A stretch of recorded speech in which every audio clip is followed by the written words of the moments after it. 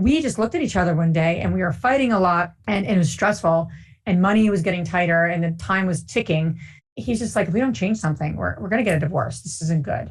Recommendations, not that I'm an expert, but being married 16 years, working with a husband, all different types of ways. It's really, really, really important to have clear goals and clear roles, and expectations. Having space for the business and having space for your marriage is really important. That's evolved for us, like where we had rules early on, we couldn't talk about work, and it's just none of that worked really, quite honestly. We had rooms, we couldn't talk about our work, and that was weird. And we're like, it's the dining room, we're not going to talk about work. Like, just don't do that. That didn't work.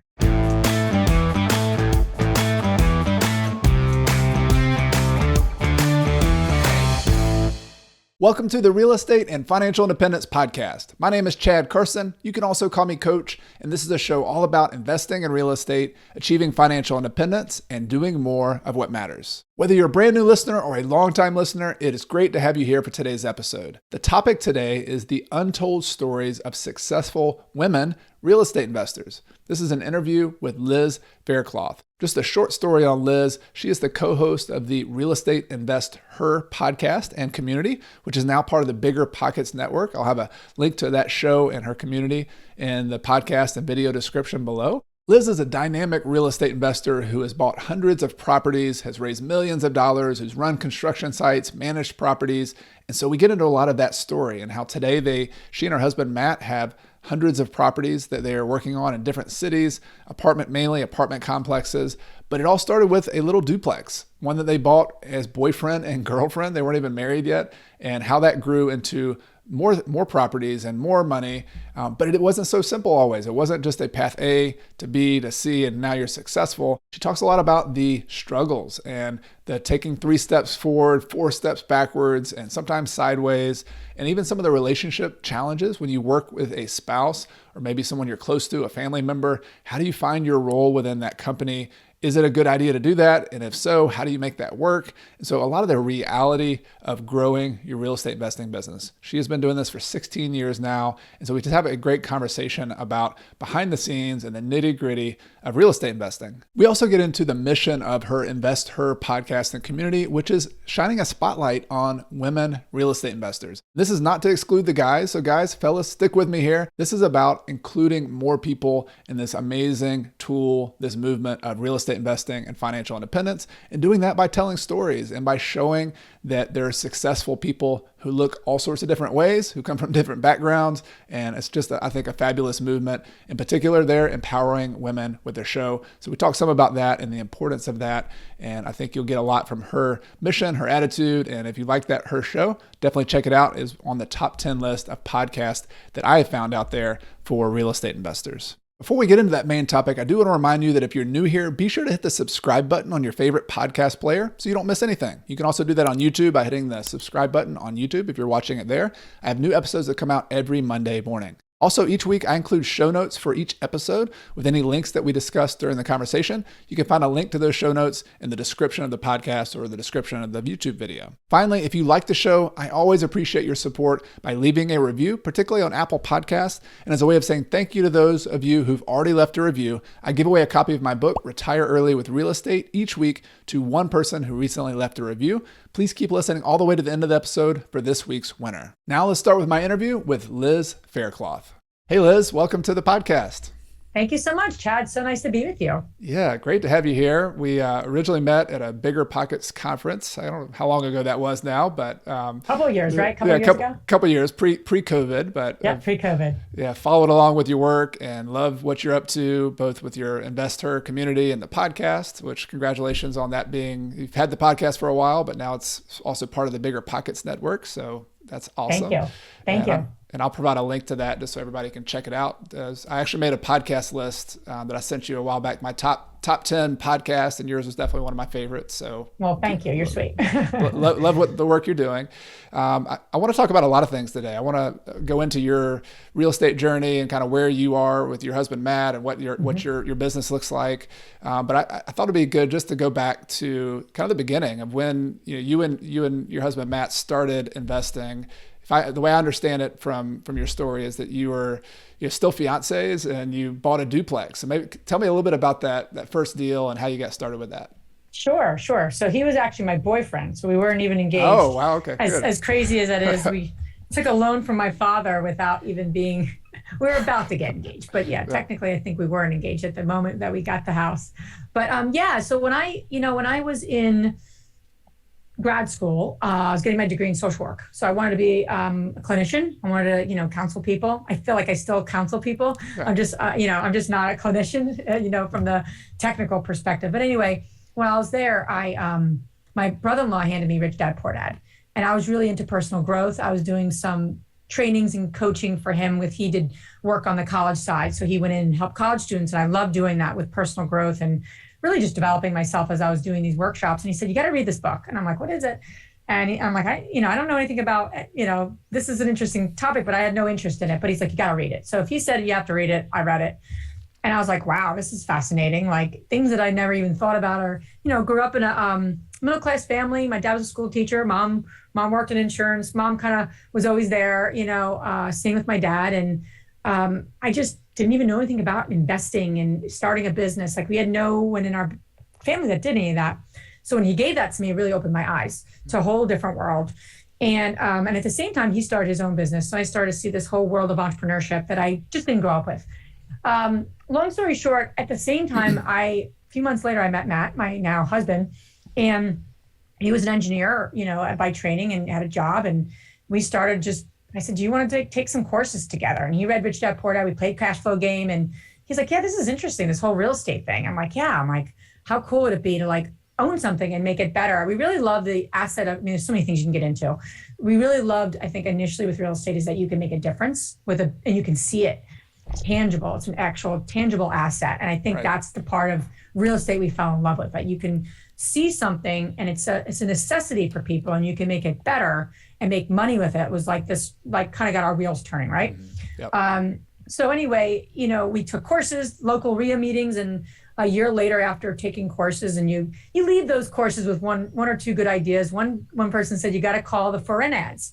And at that time, this was pre-internet. I guess the internet was around, but it was still very new, and we didn't have a whole lot of tools like the young people have today. I feel like I'm 95, but when you open the newspaper, you call these for-rent ads, and these are the people that could be motivated to sell because they have a vacancy. And you're like, that's an interesting thought. So we tried that strategy, and we got somebody on the phone and said, yeah, I might be interested in selling. And there's a duplex in Roxborough, Pennsylvania, right outside of Philadelphia. And we struck up a deal with him. Is probably just over $100,000. And we needed about $30,000 to buy it for a down payment. And this is right before the crash, right? So this is 2004, not right before, but this is a few years before the crash. So there's probably a lot of flexibility in how you can make deals work. Yeah. But anyway, we put $30,000 down, not down, but within the rehab and down money. And my father loaned us the money.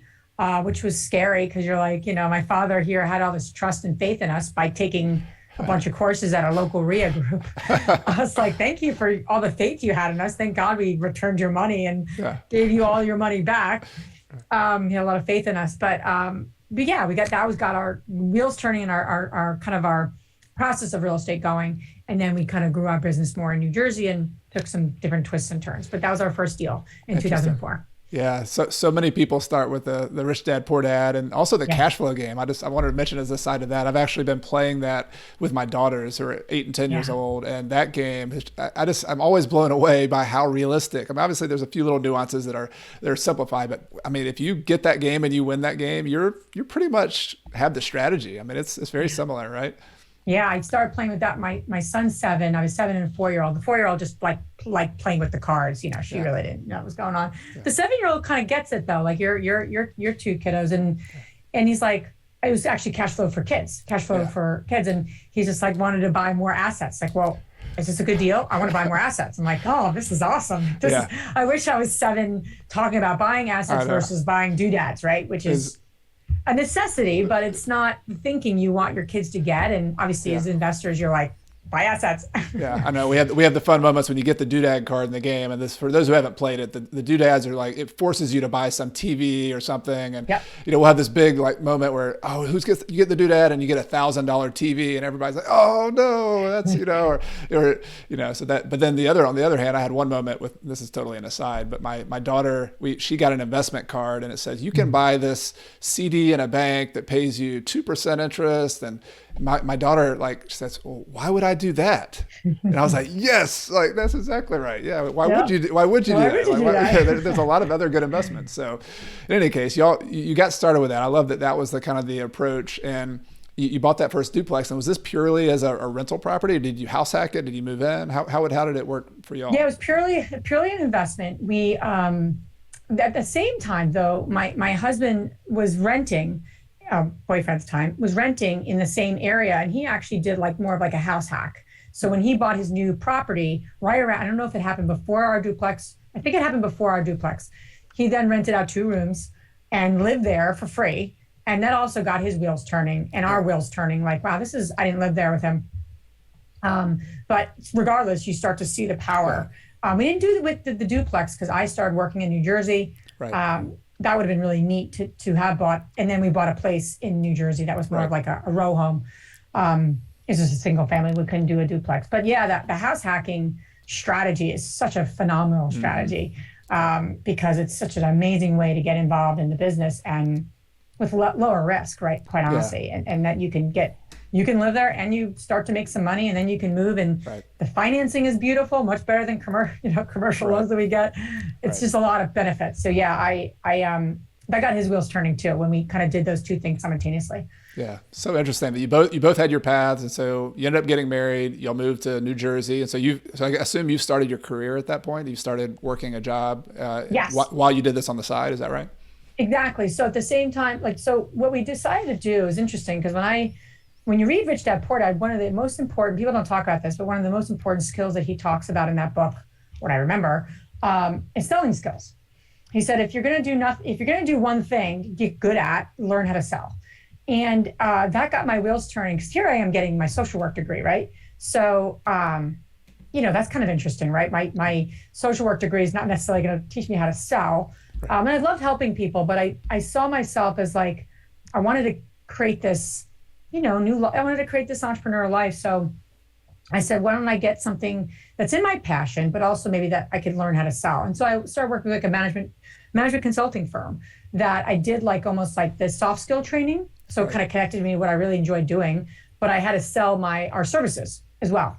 We were a small firm, and I started working with them. I worked on and off for the next 12 years with them for a long time, and I really got a chance to learn about business selling. At the same time, I actually liked that. My husband didn't like what he was doing, so the same week we got married, or same month, he quit his job and said, "Okay, one of us is going to quit full time, one of us is going to keep working, so we can keep the bills paid." We moved into a house very strategically that we said, if this does not work, I know I can handle our bills, me alone, what I was making. So we didn't move into a home that was 2 salaries. We really always lived below our means, if you will. And I think that was a really important strategy because had we not done that, I don't think we would have been as open to my husband quitting his job. We also didn't have children, and we didn't have children for the next 8 years. So, I think that really helped propel us. He hated what he was doing. I actually did enjoy what I was doing.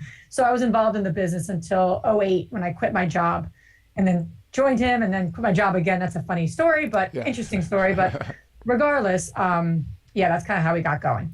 So timeline wise, you started your job, you are both working at the beginning, and then it ended up, a few years later, Matt was like, all right, I'm done. But you had the real estate business going enough by then that there was enough for him to do to try to go all in on that. Is that where he was at that point? No, when he quit his job, I want to say we had 12 units that and they were not free and clear. I mean, you could have 12 units or 12 single family homes and be free from, there's a lot of strategies out there. These were a little more leveraged properties. So we weren't making really enough, and we overpaid for these properties, unfortunately, now in hindsight. But so we were doing some flips on the side to kind of, that strategy of flipping and rentals. But he just quit his job because we're like, let's just go all in and figure it out. We did it more of that strategy. Like a lot of people are they're very controlled with their finances, and then they're very conservative in how they quit their job. Right. We didn't do that at all. We were a little younger, naive, just figure it out kind of people at the time. Yeah. And that's how we did it. So, but that gave him the ability to kind of fully focus on building. Honestly, though, beginning, Chad, we were kind of like all over the place for many years. I mean, I would say for the first half of our career, we were all over the place. And I think that stifled our growth until we really went all in on multifamily and said, okay, this is the business that we really want to scale. Right. We dabbled in a lot of different pieces and got very distracted, quite honestly, and made a lot of mistakes. Had some successes and then got into something new. And you're like, why are we here? We should be here, you know? But anyway, I feel like that's a pretty common thing. So I'm thinking about my own experience and how, it's really difficult when you listen to a podcast like this or read a book and you're like, okay, that's the formula. That's the way they did it. But then like translating that to your own life and saying, here's my next step. Here's what I should do. I mean, it's not for those who are beginners, that's not always an easy decision. Have you found that for watching other people as well? Yeah, absolutely. Like even, I have a podcast and I'm interviewing women all the time about what they're doing. And I'm like, oh, that sounds so interesting, but it's, I think the difference is for me that at least it's my own experience, is that if you've mastered something or if you've mastered enough of it, that might be an appropriate time to like pivot into something different. Or if it's just not the right place for you, like if you start trying with short-term rentals and it may not work for you, maybe there's another niche for you or another path for you. I think for us, we tried so many different things too quickly. We never mastered anything. And then the success that we had, the most success we had was definitely multifamily. It was definitely buying, the classic, Burr building, if you will, and just renovating it, putting in tenants, refinancing and doing it over again. And we're like, this is working. Let's do more of that. Like we had to really seem so obvious, but I think when you're a little more young and figuring it out, you just, and you have some capital at your discretion. It wasn't always our own capital. We had some lines of credit. I mean, we just kind of scraped and found money wherever we could. Right. I mean, we didn't steal money, of course, but you just kind of find it where you can and you figure it out. I mean, we bought a property on our credit card. I don't suggest that's a good idea at all, but I'm just saying, like we did whatever we had to do legally to get into this business and figure it out. And I don't know, I think if we were a little more focused, I think we probably would have scaled a little sooner, but that's okay. That's our own path. Yeah, exactly. And so going back to so you started with that duplex, and then you were all over the place in terms of maybe you were buying some single family, you bought some small multifamily. Was that transition period? Were you said you were flipping a little bit, but was it all in your local, like kind of your local market, your backyard? Yes. Was it where you lived as well? I think that was the one benefit, right? So, I mean, thank God we weren't doing this in a bunch of different states. Yeah. I think about that. We only moved out of our own. We always had that rule of we invest within 30 minutes of our house. So, and I'm really appreciative of that, especially in our earlier years. We don't have that rule as much now because we're doing more in Kentucky, North Carolina. Now we built a team up though, and we built a proven system, right? So I think scaling and pivoting makes sense when you start to build a team and a system. Okay, great, awesome, going to another state. But I'm grateful we were local, to be perfectly honest. We were managing everything ourselves too. Right. So us and a team were managing all of our own units until about 5 years ago. 5 years ago, we started to hire a third-party manager, and we've transitioned to that model since. But so in a lot of ways, with those earlier years, we were in flips, we had a commercial building, and we were in residential. So we were in, and that was, and we tried new construction. Like I said, we were in a lot of different things. Right. And the flips and the rentals were kind of our main focus. Flips is a whole other business though. People don't realize that. It's like, oh, I'll just make money here and I'll put it there. You're running businesses here. I mean, flipping is not, I always say rentals are more forgiving than flipping, hands down, in my experience. And there are some amazing people out there that are flipping at scale and they're just knocking it out of the park. Awesome. But that was not our experience. We did well with some, and then other ones would, not do so well. So I never felt like they were as forgiving. If you made a mistake, it cost you. Where rentals, you're going to make it up with time, especially if it's a buy and hold. Yeah, if you buy in a good location with rentals, I mean, you can grow your way out of that problem. Yep, You can pay your debt absolutely. down over time. I'm Yep. the same way. My business partner and I actually started flipping. We were first finding deals that didn't have a lot of capital, and then we started getting some private money and flipping houses. It's a tough business. I mean, you really got to get good margins. You got to buy them very low to make it make sense, because it's kind of like new construction. If you have, Yep. but it's harder because remodels are harder to estimate the exact cost of your remodel. So it's a fun business, is how we made money for a while, but I'm with you on that. It's not always easy to be consistent and to really scale that as opposed to rental properties and managing those yourself. Yeah. And I think with small multis, or even because we went from small multis to large multis, we kind of grew up in that, not grew up, but like scaled it. We didn't just start with a larger building. We started with, duplex. You really can start to like learn the business. And I think that helps as you get into larger buildings, so you really can say, okay, how do we deal with this or that? There's so many people in large multis right now they don't have any real estate experience. Like They have zero, and that's okay. Like they might be very business minded, but somebody on your team should have some real estate experience. Yeah. It helps dealing with vacancy, dealing with tenant issues.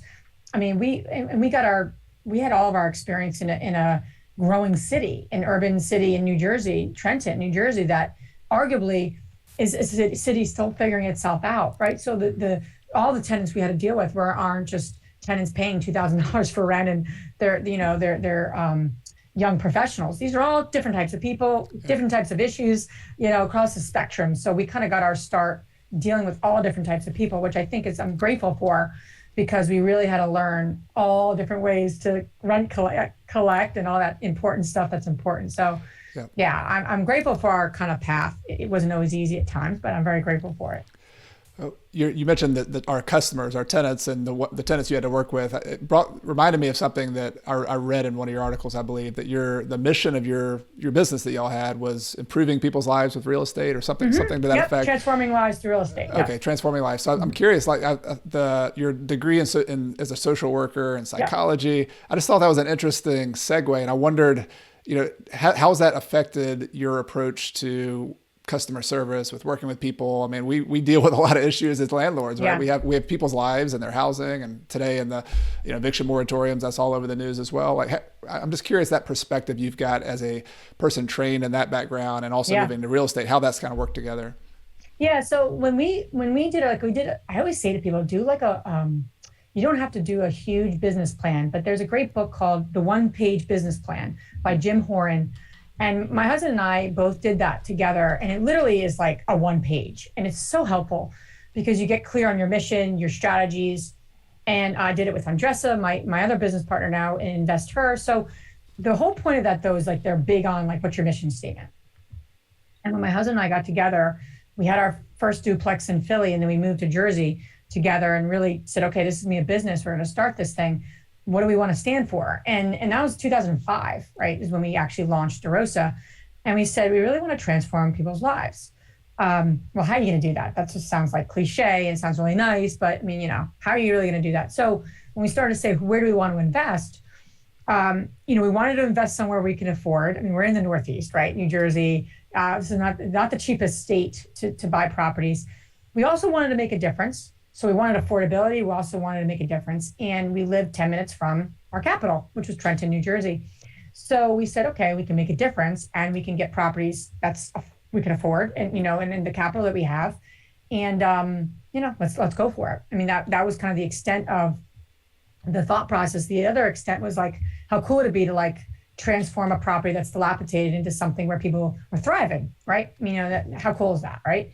So we started to buy properties and do that very thing. I mean, we were able to take a bunch of storefronts. There's a tons of storefronts in Trenton, and for the last decade we've been there, that are just vacant. And it's a lot of mixed use properties. That's a big kind of asset class, if you will, in those environments, is that commercial on the bottom and residential on the top. And we've had a lot of businesses come into it, kind of starting things out and getting things going. And so you start to see the difference of not just the building, but the way it looks on the street. And there's one street in particular, we have 3 assets, all commercial and residential. main throughway in Trenton. And it's just cool to like see what we've done there. Did we change the whole city? No. I mean, I also learned you have to participate in a market. You can't change a market. Right. Unless you have like a huge amount of money that you can just throw around. That was not us and is not us. So I learned that too, that sometimes you want to make a difference and there are limitations to that, and then you say, okay, how else do we make a difference? Because we don't deal all directly with our tenants as much as we used to. It's different now. We know some of them, but we're making a difference in our investors' lives, right? And the people that we're pulling money together and buying these buildings together. So our mission has continues to keep us, focused and kind of like going, okay, deeper, but it's evolved over the years too. Right. Because we were really all in on urban environment, urban communities, and now we've kind of diversified in different communities. We still have properties, and we're still doing a major development in Trenton that's supposed to break ground. There's going to be 30 units going in soon. So we're actively doing deals still there. It's a variety of geographical locations that we're doing now because we're just wanting to diversify a little more. Right. Yeah, I love how you started when you first talked about your business plan. Though you started with what's our mission? What are we trying to accomplish here? And then working the strategy backwards. And that it does evolve. Your life evolves, your market evolves. But if you can, I just like this kind of almost like a compass there. That all right, we're in business to transform lives using real estate. And so if you get off of that compass, if you notice, all right, was this really like moving the needle? Is this really helping people? I think it's just a good orientation. I think it's easy to lose sight often because I'm just speaking, for myself too, like you're looking at your numbers and looking at my bottom line. And whereas my experience has also been, it sounds like that's kind of how your orientation has been, is that if you help people, if you build a good property that's going to be a good home for people, it's safe, you don't cut corners, then the money will come. I mean, it might not, you have to make sure the numbers work, but it's that order of priority, I think, is the difference, right? I think what's cool now is that where I'm seeing we were so hands-on, we had everything so close. So now as you buy buildings in different states, you can't be there every day, right? Just logistically. And we visited one of our buildings this past week, and I've been there a few times, but I was able to meet some more staff than I had met before. And it's so cool to meet the people. Now, we're not employing them, but we're the property management company that we're working with is employing them, but indirectly, right? They're working at your building. They're working at a building that you're controlling. And it was so cool because the woman that's property manager is a woman, not that I'm biased, and the maintenance manager is a woman. She knows everything about HVAC. I was like, I've never heard anyone talk about HVAC as much as she did. Wow. And it's cool to see women, doing more maintenance type of work too, because you don't always see that. But anyway, point being is that it's really cool. As I said to my husband on the way home, I said, the mission of transforming lives has evolved, but now your buildings are able to employ people, and that's impacting their life, and they're like a family there, and they love working there. They love the building. Because we had a lot of issues at this building, just like most of the value add buildings. We don't buy buildings that are all perfect on any level. We usually buy the ones that are the beat up ones, and now it's just scaled. So anyway, I think having a mission evolves, but I think there's a core principle there. And I think I'm a big fan of business mission statements and also personal mission statements, and if your business doesn't align with your personal mission statement, it's hard to make it work. And it's hard to feel really excited about it. And I'm so aligned with our mission at InvestHER as well, because it's connected to my personal mission statement. It's why I feel like I'm here, one of the reasons I'm here on this earth. Yeah. Well, talk to me about InvestHER. I wanted to get there and kind of talk about what it is and what the community is all about. So maybe could you talk about, I guess, taking a step backwards, where the idea for this came from, and the idea of a place for women investors, and why, the unique environment that is. Yeah. So my Andres and I were very good friends. We actually met through Bigger Pockets, which is really cool, many years ago, about 7 years ago. And good friends, we were on co-masterminds together, so we'd always be supporting each other, helping each other, very like-minded. And then they brought us, her and her husband at the time brought us a couple properties. We wanted to do some flipping, but in our local area it was getting a little outpriced. So she's like, so we decided to do some deals together in Philadelphia. And Andressa ran all the construction. She knows construction very well. And we had another role, we all had our roles. And so we would be getting together, talking about those deals. And we did a half a dozen deals together over the years. And we would talk, and we'd be together having coffee and be like, where is all the women in this business? Like, we know that there are women, but we don't personally know a whole lot of them. And there's a different feel, there's no like, who's right, who's wrong, who's better. It's not what this is about. This is more about like, you go to a lot of meetings and you're usually the only woman there, or used to be. And a lot of women don't feel comfortable like just asking questions, and in that environment. So we said, how cool would it be to create a space for women? Do we create a community? Do we start a podcast? And we had all these different things. And I'm a big fan of like going deep so you know where to go. Like, where is that compass, like you said? I don't want to just do something because it seems like a good idea. I want to be really connected to it. Right. And then I'm like 110% in, So we did a lot of like soul searching. We said, what should we start with? Because we really feel like there's a need for this. We didn't know how much of a need, honestly. We really started as a passion. And we said, we both did some soul searching and figured out, let's start with a podcast, because we both love being inspired, but we also like to inspire. So a podcast does both, right? You're talking to guests, you're getting inspired, and you're also inspiring other people. So we said, that's the place to start. That speaks to us the most right now. So that's what we did 3 years ago. And honestly, I didn't know if anyone was going to listen to it. I didn't know if it would be received. I didn't know if literally Andres and I were the only two people who wanted this. But we just felt moved to start. And so that's what we did. And then it kind of led to this Facebook community that was a free community. And women were really like, this is awesome. And, then that led to a meetup. We did a meetup in Philadelphia, and now we have 43 meetups around the country that are like all InvestHER meetups in all different parts of the country, and women are leading them. And so we started with a Philadelphia one. So 3 years ago, I honestly didn't think we'd be where we are, to be honest, in a good way. I mean, but I just knew it was something that I felt very moved to do. And I knew it was needed. I just didn't know how much it was needed. So the more we've realized it, right? Women actually invest right now, or at least statistically invest a lot less than men. Yet they actually do, when they do invest, they outperform men statistically. And not just real estate investing. I mean, like statistically investing. So not that we're not trying to be in competition, but that's a statistic I want to shift, right? So when you think of investors, you think of women and men, not just men, or, and then women outlive men by 6 to 7 years. So the chances of women outliving their partners are high. The chances of me outliving my husband are high, right? Statistically.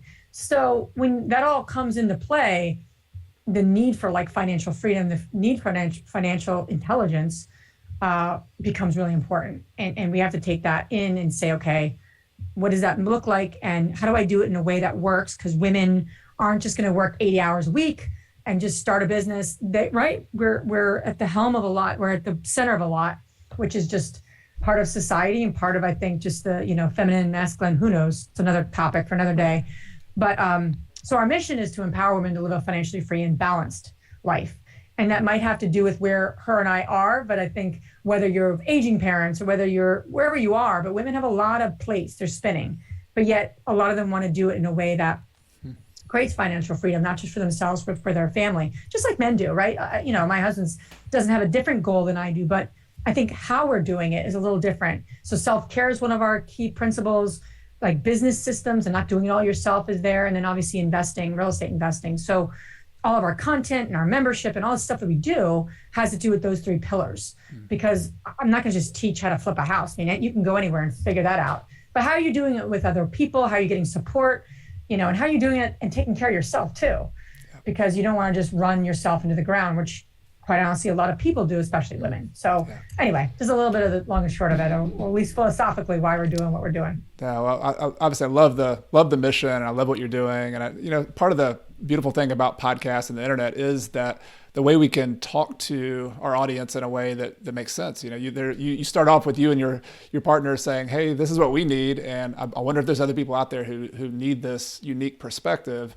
And obviously there are. You've got lots and lots of people listening to you now, and lots of people in your community. So just first of all, awesome. Congrats on getting that started. One of the things I wanted to talk about specifically with the female investor audience is, just acknowledging some of the, everybody's got unique, challenges, unique situations, but what are some of the unique things that women investors run into? But in this, I guess, particularly talking about new investors, if you're just getting started, what are some of the things maybe that we need to acknowledge or just talk about that maybe aren't talked about enough for those of who are experiencing that? Yeah, I mean, I think it's interesting, right? So I come from a place of when I started consulting, I'm just gonna give you a context. Like when I started consulting, I was 26. And one of my roles was to give my counsel to presidents of companies, right? So here I am, a 26-year-old, and I'm gonna tell usually it was Mr., to be honest with you. And, but there were some clients of ours that were female as well. I had to give them opinions, I had to give them thoughts, I had to look at their team, and I had to do it with confidence. And so my point in saying that is, and I did, but I was certainly nervous and scared. And, some of these folks were like, who are you? But that was probably a little more of an age thing. But who are you to tell me how to run my team? So I moved through that, and I had a really positive experience with a lot of men and a lot of women throughout my career. I never, didn't have one experience or the other. So with regards to what I see, I think women have so many advantages in this business. I really do. And I think, sometimes Matt and I have done different things and made calls. He's like, why don't you call? You're going to have more of a receptivity than I will. And so it's so fascinating where he's gravitated towards in the business, where I gravitated when we were, really both of us 100% active together in our business. I've kind of stepped out a little more out of the day-to-day now. I'm still involved, but not as heavily with some of these projects. But regardless, what I think the advantages outweigh the negatives. I think women, I spoke to a woman, like I said, she's literally runs the maintenance team. She has 3 gentlemen reporting to her. And it's a 336 unit apartment complex, right? So this is not like a small building. Literally runs maintenance for the whole entire building. There's 18 buildings, right? Part of this complex.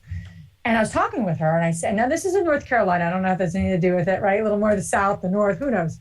But I said, how did you get into this? And I was so fascinated because I love talking to her. She's so humble and so smart. And she shared with me this and this. And she's like, actually, I was a nurse, and it's just a fascinating story. And I go, how's it been for you? I didn't say how have you been treated as a woman, but I'm like, how's this been for you? She's like, I love it. She's like, it's interesting though, what I get though sometimes from different residents. I said, what do they say? She goes, a couple of residents told me I couldn't come into their apartment because I'm a woman. And I said, when was this? This was literally in the last 6 months. This wasn't in 1955. I said, okay, what else happened? And she goes, a couple of people said that I don't think that I can fix something like a man can. I said, wow. And I said, what did you say? She goes, I sure as hell can fix something even better than a man. And she did, and impressed the person. And now, everyone loves her and everyone loves their team. So I think, Chad, I can't speak for all women. Obviously, that would be way too much of a responsibility for me. Right. But what I can say is that I think women and people in general are smarter and more capable than other people give them credit for. And I think a lot of women who are, especially in construction, especially in maintenance, especially in those types of roles in this business, you have to overcome some stereotypes, and they have to overcome them just by doing what they do, being who they are, and expecting the best from people. And I think that's how she's like, yeah. And on the other side, I have all these people who just sing my praises and, told me that no one's ever figured this problem out until I came around. And she's really good with HVAC, especially. It's her specialty. So my point in saying that, Chad, is I think there's a ton of advantages. I think women are still marginalized. I think, anyone can be marginalized, but I do think it happens. I don't think women look for it. I don't think people should look for it. I'm a woman, now treat me badly. I'm a big fan of you get what you give, but I think in our society it still happens, especially in areas that are money oriented, construction oriented, and more male dominated oriented. And she's younger, right? She's a younger female running maintenance. So she's got some things to deal with there, but I think people's character, so full circle on what I was saying about me helping these CEOs, you have to be confident and your stuff. You'll outweigh that stuff and you'll overcome that stuff. but it does happen, and it does happen in today's world. I mean, women couldn't get their own loans 30 years ago, right? You couldn't just go do your own thing and get your own loans and get these different things that we can get now. I don't know when, but it's at least 30 years ago. So to think like there's a complete equality is, I think we're working on it, and I think just more opportunities. And I love the entrepreneurial abilities here where anyone can buy a building, and I think I love seeing more women in commercial. I love seeing women more in construction. Okay. Not that interior design is not important. I love that space, but people always think women are only in the making things look nice. So it's cool to see women, like I said, it's just really cool to see more and more women, and there's a lot of women. So we have to also have that mindset. There's a lot of women doing this. Yeah. They're just not talking about themselves all the time on social media, and that's a problem. We need to be more confident in sharing what we're doing with people, not under the radar, because there's tons of women investing. I mean, I was told when I started our podcast there wouldn't be enough women to interview. I was told that, and I'm like, I don't think that'll be a problem, and there hasn't been a problem. There's tons of investors, multifamily, but short term. Name the niche, but anyway. Going off of off my tangent. Sorry. It's a wonderful tangent. Wonderful. And I'm just feeding back what I'm hearing as well is that part of your mission, with InvestHER is I'm hearing stories like your maintenance director, like just hearing that story helps break down that stereotype. And it might be from two sides. One be the person who's listening to this who has only had male maintenance technicians might say, well, there are women who can do just as good a job or better as a female. But then the other side of that is the person who is a woman who is a technician or an investor or whatever to hear, hey, there is somebody who's really competent. I also could be just as competent as that person. So I'm just hearing that telling stories is so powerful, and shining light on people and stories and acknowledgement, that in itself is a pretty amazing thing. And it seems to be that's a lot of one of the many things y'all are doing really well with the investor community. Yeah. I think that's the key, Chad. It's like when people see people like themselves, whoever you are and whatever you have going on that you identify with, there's more of there's like an ounce of possibility that's born. It's like, okay, I see this woman or man or whomever, like, and I identify with them. Whatever they're saying, however they're saying it, you're like, oh, I have that. I have like you connect. And you're like, they're doing it, I can do it. And I think that's also part of the cool part. I mean, we interview women who are older, younger, all different nationalities, all different races, all different backgrounds. These women were not like, came from like, money and riches. A lot of women haven't, that we interview. It's just like you figure it out. You scrape it together, and it's not always assumed that you're doing it with your husband. I started this with my husband. So to me, to say I did this all by myself is not accurate. There's a lot of women, though, I interview, and I'm like, holy crap, like you've done all this by yourself and raising 2 kids, single mom, like, wow. Like, so I love shining the light on all types of women because it really does connect women who are listening and saying, I'm that woman too. She could do it. Something in me I know I can do now too. And it's very powerful. It's very powerful to hear, and it's very powerful to like be in a position to do that. So I'm very like grateful, and I don't take that lightly because I hope that's what we're doing is inspiring women to take more control of their lives. So yeah, you definitely are, and I actually have really appreciated your podcast as well. I mean, these are all, of course, amazing parts of it, but I love the topics that happen to come from a female perspective, amazingly, is that some of the balance and some of the ideas that, yes, I want to flip houses. Yes, I want to have a real estate investing business, but I also want to do this in a way that fits into my life. And that's not a unique thing, male or female. That's something that I've always gravitated towards and really appreciate. But I appreciate about that because I don't think in the real estate investing space, that's talked about enough. That the way I describe it, the mission of my podcast is to do more of what matters. Do what matters, and kind of work it backwards from there. Saying, all right, here are the parameters of my life. And this is a constantly evolving thing, but these are the things that matter to me. These are the people, these are the activities. And then let's build our business around that mission of doing what matters. But I hear that what I love about that, some of the conversations you're having on there are about that. Like here are people who are, yes, they flipped a house and made $50,000. They have 50 units or they have 2 units, but they also are doing this with their life. And I think that part of the story is harder to quantify, but to me, it's the richer, more interesting part of the entire real estate story. Absolutely. Because what are we doing this for? It's like, people say, oh, I'm doing this for more time freedom or money freedom and to give back. I mean, most people that I'm sure you interact with and I interact with are doing it. Maybe the percentages are different, but usually you're doing it for very similar reasons. It's not like you quit your job and do something new because you want security. That's not why we're doing this. Right. But then it's like, okay, what can we do and how do we help other people along the way? So, I love that. I love that your mission also focuses on that. Yeah, appreciate that. Well, so I want to go back to another topic. I'm kind of jumping around here, but part of your unique journey was working with a partner. So you and Matt did this business together. You started together, and I went back and read one of your articles on Bigger Pockets. I also wrote a lot of articles there, but one of my favorites that you wrote was kind of had a sensational headline. It was something about how to work with a partner or your partner, and you told a story about how early in your business you had stopped working at another job, and you are now full time in the business together. And y'all just had a moment where you're like, this is not working. Like we're butting heads or whatever was happening, like to the point where like, this is just a very bad communication. I was wondering if you could talk a little bit about that, because I think particularly those of us who are, my wife happens to not work in the real estate investing business with me. We have other ventures like the Coach Carson business we do together, but can you talk a little bit more about that situation for those of us who do work with a spouse? Yeah, absolutely. So, when Matt quit his job, he said, "Oh, you're going to join me, in time. So, we'll give it some time and then you join me too." I said, "Awesome."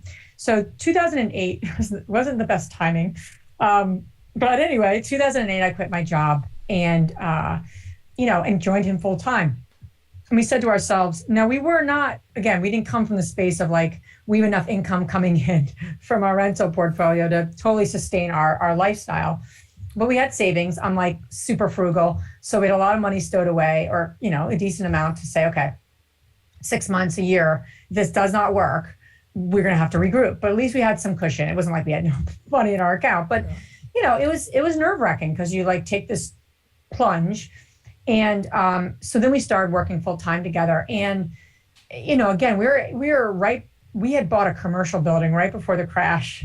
And we're like, oh, the cash flow. We're so excited about this building.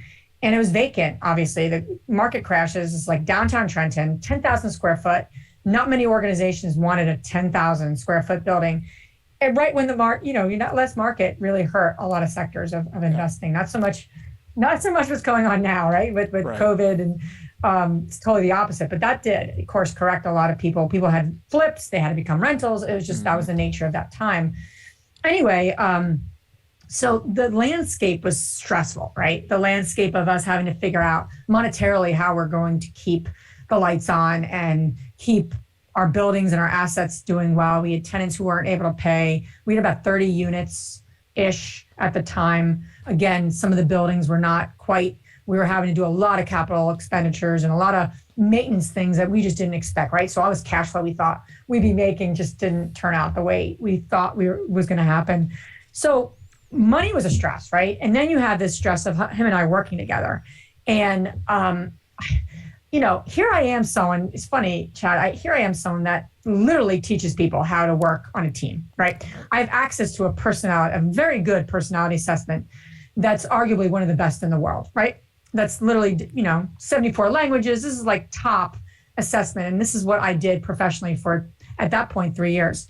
So I know that topic. Meanwhile, my husband and I think about our two predictive indexes and our two styles. Right. And it was really hard because it's easy to give people ideas and concepts when sometimes it's hard to give yourself those same concepts, right? The therapist needs a therapist, that kind of thing.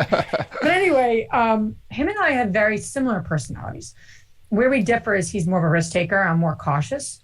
But in terms of who wants to deal with the relationship building part or who wants to be more the operator, we're both more relationship oriented. So no one really wanted to be the operator. No one really wanted to be the behind the scenes, simplifier, if you will. Right. we desperately needed that in our business. And him and I are just like following around other things. And we had a gap on our team. So anyway, I think that the environment, right, the crash, and just internally having to figure this all out, we just looked at each other one day and we were fighting a lot, and it was stressful, and money was getting tighter and the time was ticking. And he's just like, if we don't change something, we're going to get a divorce. This isn't good. So, I think that was a big learning for us. So then I went back to my job, again, the same job that I left. They were so sweet. They gave me a going away party. I felt so bad. I'm like, yeah, and I'm back. So do I need to give those gifts back to you? But anyway, I did love what I did. And my boss was sweet. She brought me, but she can't let me come back. And I came back 2010, and then I left again 2013. But anyway, my point in saying all that is we learned a lot what didn't work. So recommendations, not that I'm an expert, but being married 16 years, working with a husband, all different types of ways. I think it's really, really, really important to have clear goals and clear roles, and expectations. And him and I were just having a lot of overlap. I was doing all of our bookkeeping. I mean, Chad, there's a lot of things I'm not good at. That's one of them, and I missed a mortgage payment. And he's like, Liz, you missed the mortgage, not because we didn't have the money in that account. We had stress personally, but we never missed mortgage payments. Like right. we got that right. And he's just like, we're firing you. So my point in saying that is clear goals, really clear roles, and really having space for the business and having space for your marriage is really important. That's evolved for us, like where we had rules early on, we couldn't talk about work, and it's just none of that worked really, quite honestly. We had rooms, we couldn't talk about our work, and that was weird. And we're like, it's the dining room, we're not going to talk about work, and just don't do that. Yeah, didn't work. You got this thing you want to talk about, so nobody talks about anything, and it's just completely silent, right? Yeah. Awkward, what's going on here? Yeah. Which is hard for me and Max. We both like to talk, so we're both sensitive. But anyway, we realized that so having those expectations, and then really making sure there's not too much overlap between the two of you. So in hindsight, like having that operating person, like Andres is really I feel like such a compliment to me personality wise. Matt and his business partner and business partners are such a compliment to him, more than the two of us are to each other. Not that, again, I can't ever work with him on projects, but I'm very clear on what I'm there to do. And it's usually something I have a really good expertise on. Like I have a role and I'm doing some things in DeRosa and I'm helping with certain things, but it's very, very specific. It's very focused. And it's something that I have a very good, unique ability to do. So they're not asking me, Liz, we need some deals analyzed. Not that I can't look at projects and give my 2 cents, but underwriting's not my forte. Right. It's not my thing, So I guess saying that you really have to be clear on roles and really clear on expectations, and also have space for your marriage. And there was times that I said, what if we didn't make that decision, Chad, to say Liz needs to be redirected into something else financially, and also just there's not a place for her right now. Like we're still growing. You need to go back to doing what you're doing, and I'm going to keep growing this thing. I'm grateful for that, because we really, our marriage thrived as a result, and our business. And so, there's all different types of scenarios, but I'm really grateful for what we have now. Where we come together the most now is where are we at with our financial goals, where are we at with our personal goals, our lifestyle goals. We meet every month and talk about all those things. We talk about the businesses, but the day-to-day, is this property management company working or not? Unless Matt needs support, I'm not giving my 2 cents about that. Right. I sometimes do, just because I know what's going on and I can't help myself, Chad. But Usually I'm very good. Okay, this is where I can add value, and this is where I'm going to be helping. Right. We're getting into the space of private lending, where we're lending out money. We've always been on the receiving end of that, but we're lending money out, and I'm leading that, and I'm kind of going to him saying, "Oh, this is what I'm thinking. If we sell this, we can redeploy this cash."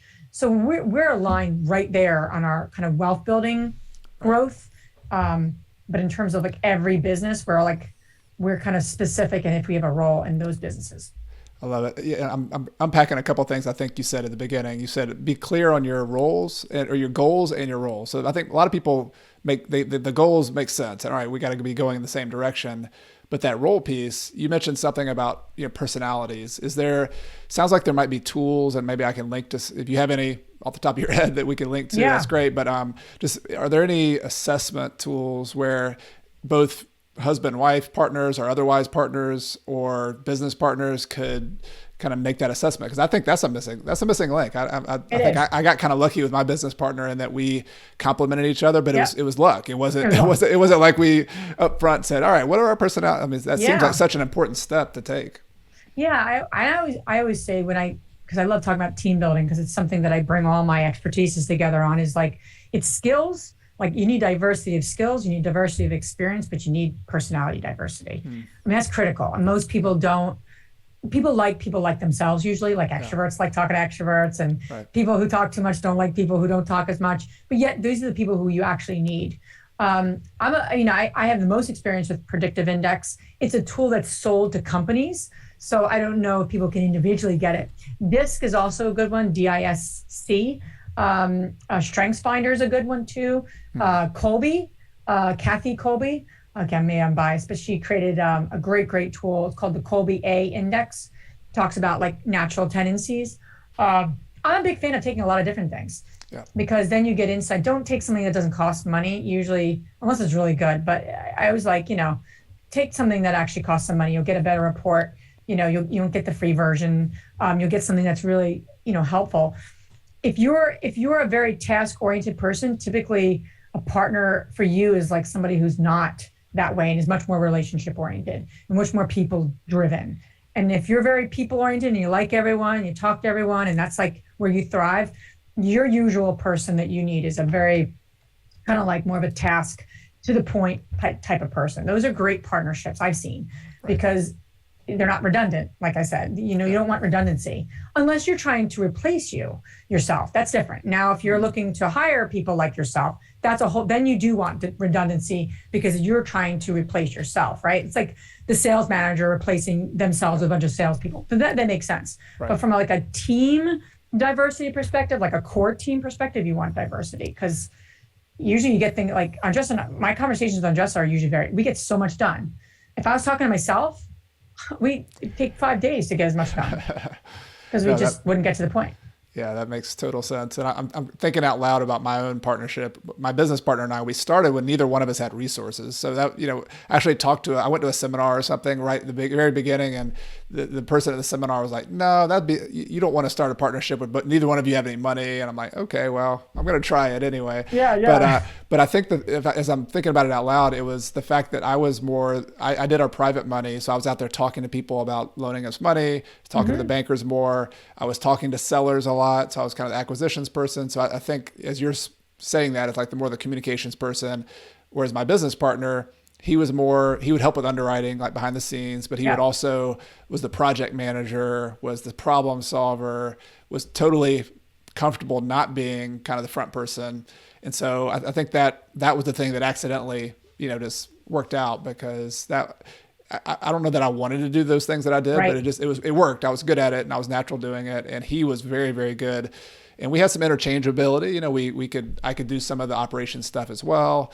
And over time we hired, different people to help us out with that. But just giving people a specific example, I think, of how that kind of assessment could help out. If we would have realized that both of us were more the sales communication oriented people, which sounds like y'all had some of that, and you're trying to butt heads. You're trying to fit in the same peg as opposed to complementing one another. Yeah.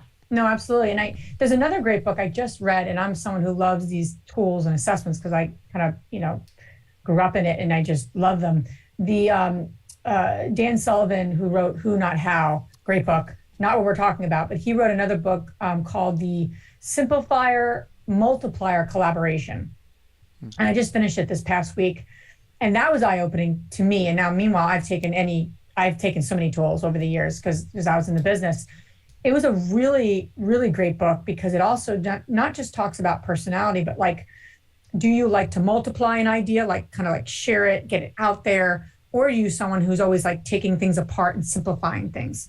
And I think as entrepreneurs and as business partners, that's a really helpful distinction because often people want to be the other. Like I'm somebody who likes to multiply, but I try to simplify things and I always make it more complicated. it makes me, I get so overwhelmed when I have to simplify something. It's not my forte. I don't take things apart. I don't even know what that even is. It's hard, and it makes me feel kind of stupid. You're not stupid, but it makes you like beat yourself up. I think it's a very common thing. And so anyway, that's another great book I read. I think it probably takes in consideration like skills and experience and personality. Right. But that's my new thinking is I need to find simplifiers. Like that's my new thing. Like I can't work with another multiplier unless I'm replicating myself. Yep.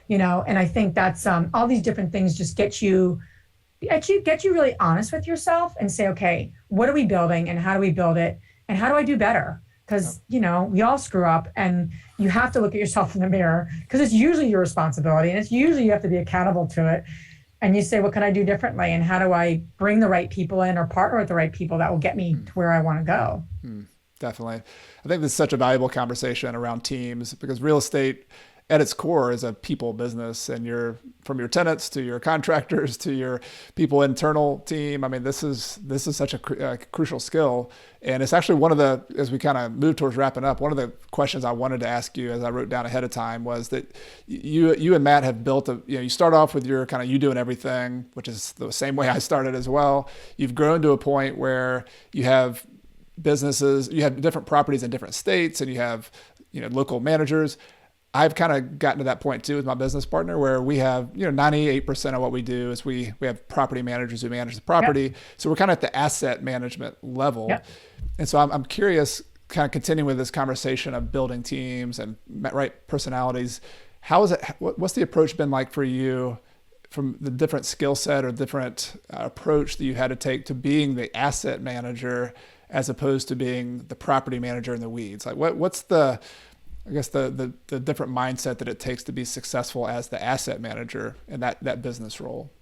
Yeah. So, for us, the first time we bought a building 5 years ago, it's only 5 years ago, an hour and a half away from our house, which felt like across the world. I mean, now in hindsight, I'm like, an hour and a half is really not that far. Yeah. But at the time, it felt really far. It felt like a big stretch for us. And it was a larger multi that we did. It was a 49 unit.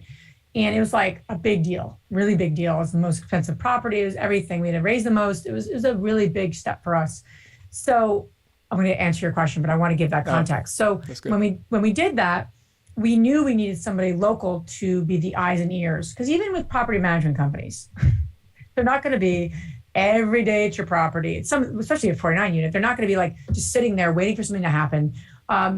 You're the owner, and you come from like owning these properties and like taking such care of them to now giving that over to someone else, right? So it's a little bit of like letting go of control. I also think some people can self-manage very, very well because I think they also have the personality traits for it, and I think about Matt and I think about what we were trying to do. I don't think we were going to build this big business around managing. We could have had a managing arm. We could have hired someone to manage that under our umbrella. If we were had different goals and different skill sets, I think that could have worked. And that could have worked really well. I don't know if it would have worked going to Kentucky, North Carolina, I'm not sure. But my point in saying that is there's a lot of different models. But for us, looking in the mirror, we said we really want to hire out. So to do that, you have to let go of the control a little bit. And so when we said, okay, now what does that asset manager role look like? We really knew we needed a local partner to help us because we weren't going to be there as often. So at the same time, my cousin of Matt's was a real estate investor in that area, in the Lancaster area. And he wanted to be more involved in another building. He had a bunch of small multis. So it was actually a perfect partner. So he was on our general partner side, and he became our local, him and Matt were actually the asset managers. I wasn't on the weekly calls. But that's what it becomes, is like you have to manage the manager. But you need to know how to manage them. You need to know what you're even looking for. And really, quite honestly, I always say, when people buy a duplex, they should have a business plan, right? Most people don't think about that. But when you buy larger multis, it's all about what's the business plan, and are you executing that business plan, and is that property management company, those people that are there every day, or they're looking at that property, are they executing the plan? So then the question is, do you have the plan? Yeah. And two, are you executing the plan? That's all really large. And then as you scale into larger multi, that's the goal. I don't think we knew that, right? When we scaled, we we didn't have a business plan for our duplex. We knew we wanted to, renovate it and get a tenant in it. But beyond that, Right. but when you start to have larger buildings, you have to have a plan and how we're going to turn units and where you're going to get the money for it and all that sort of thing. That's important. So my point in saying that is you have to have someone on the ownership side that's asset managing, in my opinion, because that's not a hired role. That's like a core role, Right? because they're literally managing all that team. So on our team now, a gentleman named Justin Frazier is our asset manager for the larger multis in Kentucky and North Carolina. And then as we grow, he's groomed someone else to help. So you start to say, okay, what makes somebody really successful? Knowing the business plan, managing the manager well, and also knowing when to move quickly, because these property management companies could be telling you one thing. Like one of our buildings in North Carolina, we should have fired the property management company at least 3 or 4 months before we did, probably, and they're trying to turn and do this. And it's just like that, they should have been fired sooner. That happens, right? Because you have to keep saying, are they, so that you get into all that part of it. But anyway, to answer your question, I think managing timeline, managing the money, and really managing the manager, you're ultimately doing that and course correcting. There's a shortage of paint from Sherwin-Williams in the North Carolina area this week or last week, right? Wow. Randomly. Yeah. There was something that happened and the maintenance manager, I'm telling you a quick story of needed this paint. So the shipment wasn't going to happen. Justin now lives down in North Carolina, jumped in, went to a Home Depot that wasn't by the building, literally transferred tons of paint to our maintenance manager and the construction team, because the units were scheduled to be turned. That was happening. They needed the paint, literally. So he jumped in, did that. And I'm like, that's awesome. And I was grateful for that. And that's the kind of guy he is. But as an asset manager, you can build systems and teams and people, but sometimes you got to go to Home Depot and get the paint, right? Yeah. And bring it and this is a big building. This is not like a duplex, right? This is a big building. So my point in saying that is I think as asset managers, you have to do whatever it takes, just like you would be if you were the actual property manager, but you just taking a little bit of a step back. You're not showing units. You're not actually doing all the construction, but Right. you're making sure it gets done, which can be more complex as you get larger. Yeah, you know what those people are doing. You know what the maintenance people should be doing. You know what the manager should be doing. Most of the time you don't have to do it, but every once in a while there's a gap, like you said. And I think when we own the duplex, we know that happens every once in a while, or some people do everything themselves. That's never been my approach. I've always hired everything out, but in every project you have this plan and then it goes off plan. That's just what happens, And That's so just what happens. That makes sense. So the asset manager pays attention. They pay attention to the plan. They adjust the plan. And then I'm also thinking a lot of what I've been trying to do over the last few years is turn the business into reports and metrics. Just have enough analysis to where I can look at a report on a monthly basis. I can put it into my spreadsheet and I can say, okay, this is what my numbers normally are. Almost like I compare it to the matrix, Keanu Reeves is looking at all the matrix and zeros and ones. And at some point you ought to be able to see your whole business as a health-wise in Absolutely. those numbers. And then if you have some numbers that are off, you got to jump in and you got to go deliver the paint, or you got to do what you got to do at that point. And that's what we do every week. I'm not on those calls, but I know our structure is that Justin's on the call with our property management company. Where we at? How we doing? And then once a week, he's on a call with Matt and our CFO and another partner. And they're going through every building, where are the numbers, and going through the key metrics. And that's really what it takes, right? Because there's an internal kind of checkup you have to do. And then there's the external. And so you have to manage that and really look at it globally. And so, it's like you're involved, but it's just a different level. And it's also I was so glad to be there, this past week. And you have to touch your buildings, even if you're far. Someone needs to, obviously. And there's something about meeting people and making sure things are actually happening the way they're being told. We actually have a person on our team, not a partner. He's an investor who lives close to the building. This is before Justin actually moved within 2 hours of this building, because we're all in the Northeast. And he went once a week to the building, walked around, gave us an update, just of what he can see. It's not like he walked all the units, but just eyes on the building, once a week. And we were getting that from our property manager, but it's something different when so I'm always a big fan of the boots on the ground on the ownership side is really, really helpful, because he's an investor in the building. He's going to look at it differently than just somebody you're paying something to for, for whatever sake, if they're just like a local person. He's an investor. So he's going to walk around going, I picked up trash this week.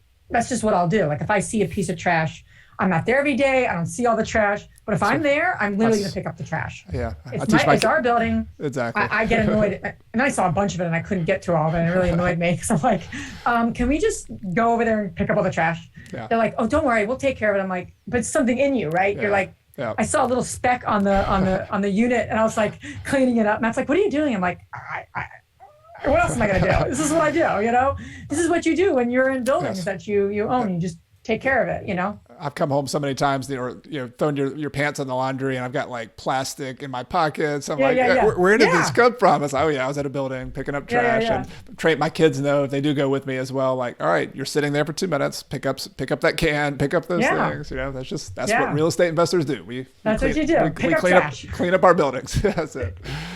So many good things I could ask you about, Liz, but I really appreciate your time on this and your perspective, and just congrats on the journey that you've taken from that first duplex to where you are now, and not only with your investing business itself, but also inspiring others. I think everybody listening to this will be inspired and educated, and really, really appreciate it.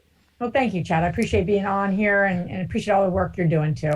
I love how our missions are similar, and I think that's really what this business is about. The deeper why, the deeper, who you're impacting and how you're impacting them. So thanks for having me on. Yeah, absolutely. Happy to do it. And my final question I like to ask all of our guests is, this is a show about financial independence, and people are at all sorts of different levels of their journey. But if you had just kind of a final tip for people who are on their journey to financial independence, particularly just getting started, what would that kind of takeaway final tip be? When you go out to hit a home run and you strike out, metaphorically, don't give up. Just keep getting up there and keep taking swings. I think it's really easy to get discouraged, especially the market we're in. If you're getting involved, if you're literally getting started right now in this market, I think there's opportunities everywhere. I always believe that. But, you gotta really hustle right now to find some deals. And so I think just don't give up, because there's so many times that I'm sure you can literally record an entire week of podcasts, Chad, of just things that happened in your business where you're like, why am I doing this again? Right. I could literally go on and on about all those reasons and examples, but you don't give up and you keep course correcting. You look in the mirror and you say, what can I do differently? And you keep figuring it out, but just don't give up and keep trying new ways and keep positive. And I think that's the most important thing you could do. Beautiful. Love it. Where can people follow along with you, Liz? Do you have anything going on you'd like to direct people to stay in touch with you? Sure. Yeah. You can learn more about the Real Estate InvestHER community and what we're doing. Our podcast. We have a free membership. We have a paid membership. We have a lot of cool things happening. There are meetups all across the country. So just check out the Real Estate InvestHER, HER.com. You can just check out whatever you want. There's a lot of good content there. In terms of like active projects, or if there's passive investors or active investors that are just looking to learn, my husband Matt does a lot of education too. And just support and just kind of putting stuff out there. We're doing some more of that. You can learn more about our active kind of projects at durosagroup.com. So those are the two places that I'm active. Awesome. And I'll put a link to, Matt does great stuff. I've been watching some of his YouTube videos and he's doing an awesome job educating and sharing behind the scenes. I love how some of the tours of your actual apartments are on there. Yeah. And so really, really good content on that channel as well. So great. Well, thanks so much, Liz. It was great talking to you and hope to see you in person one of these days at a BP conference again. Yes. Thanks so much for having me, Chad. Appreciate it. Thanks, Liz. If you'd like more details on today's guest or links that we discussed during the show, you can find a link to the show notes for today's episode in the podcast description in your podcast player or in the video description on YouTube. And if you're new here, please consider hitting that subscription button in your favorite podcast player or on YouTube so you'll be notified each Monday morning with my newest episode. This is also the time in the show when I give away a copy of my book, Retire Early with Real Estate, to one listener who recently left a review for the show. This week's winner goes by the username rsalinas3, and the review was left on May 17th, 2021 on Apple Podcasts, and it goes like this. Get Coach in your corner. I first heard Coach Carson on another podcast, and once done listening, I went to his podcast and have been hooked. He has made and explained real estate investing to be very practical. If you're just starting out like myself, or you've been in the business for years, this is a podcast to glean from. So thank you so much for that wonderful review. If you'll send us an email at podcast@coachcarson.com, I'll be happy to get you a copy of the book. retire early with real estate. Everything I've shared with you in this episode has been for general education purposes. I've not considered your specific situation or risk.